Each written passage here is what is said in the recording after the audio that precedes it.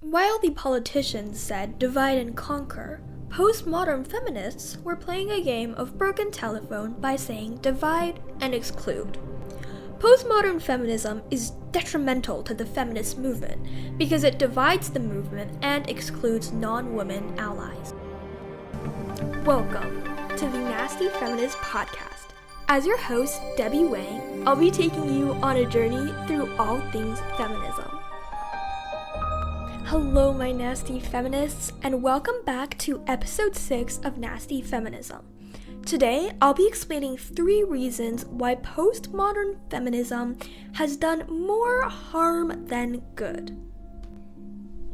Firstly, postmodern feminism forwards the belief that solutions can only be considered good if they're able to solve a variety of issues.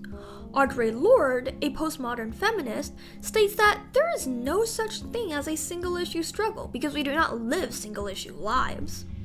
But the problem with that is that it's impossible for a solution to solve every single problem that women face. Ruth Bader Ginsburg, former Associate Justice of the American Supreme Court and feminist icon, explains that real enduring change happens one step at a time. Criticizing the feminist movement for tackling issues one by one and objecting to solutions that only solve one issue prevents the feminist movement from implementing any real change. We don't need criticism. We need action. Secondly, postmodern feminism's focus on intersectionality divides the feminist movement. Postmodern feminists argue that due to intersectionality, the feminist movement is unable to cater to minorities. Therefore, minorities should go off and just create their own movements.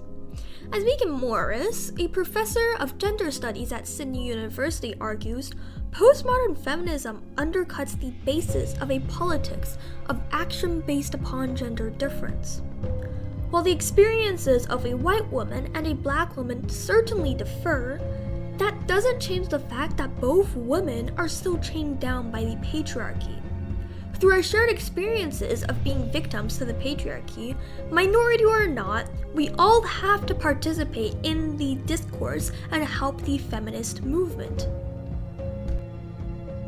Finally, postmodern feminism actively works to exclude allies and potential feminists. As revised sociology explained, postmodern feminism critiques feminist theory as being masculinist. However, I don't think that's a valid critique. If the feminist movement wants to achieve its goal of gender equality, destroying the gender roles that pre-exist in our society requires feminism to encourage women to break out of feminine gender roles. This requires us to be masculinist in the first place. A listener of this podcast shared with me his experience with postmodern feminists, so let's hear what he has to say. They told me that I, as a man, could not be a feminist because I don't understand what it's like to struggle under the patriarchy. Just as we were talking, a man gave me his number because he assumed that I was gay for my long hair and makeup. I'm not, and I'm sick of the patriarchy confining men's gender roles as well. By denouncing the feminist movement as masculinist, not only does it prevent the removal of gender roles, but it also seeks to exclude allies such as men. Ultimately, postmodern feminism seems to have forgotten the core of what the feminist movement stands for: the removal of traditional gender roles and the forwarding of gender equality. In conclusion, I like to leave off with a quote from Catherine McKinnon. Postmodernism is an academic theory originating in academia with an academic elite, but not in the real world where the feminist movement is rooted. Thank you for listening to the Nasty Feminism podcast. Make sure to stay tuned for next week's episode, a review of Simone de Beauvoir's A Second Sex.